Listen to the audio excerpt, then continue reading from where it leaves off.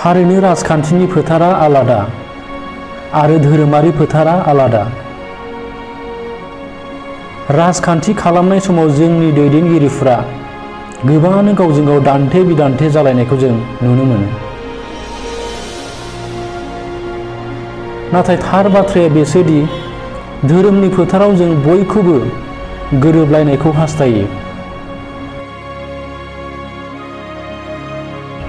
बेबादिनो दिनै चिरां जिल्लायाव रुनिकाटा दुर्गा फुजा कमिटिनि गंसे मण्डपाव बिटिसिनि बारग'लेङाइ गाहाय मावफुं सोद्रोमा खाम्फा बरगयारी आरो आथिखालनि बिटिआरनि हाग्रा बिफाननि मावफुं सोद्रोमा रनजित बसुमतारी बिथांमोनखौ मोनसे सारियावनो नुनो मोननाय जादों।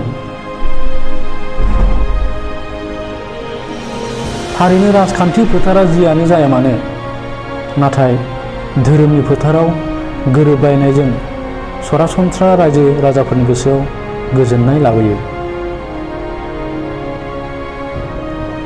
बे नुथाया बेनिनो मोनसे बिदिन्थि।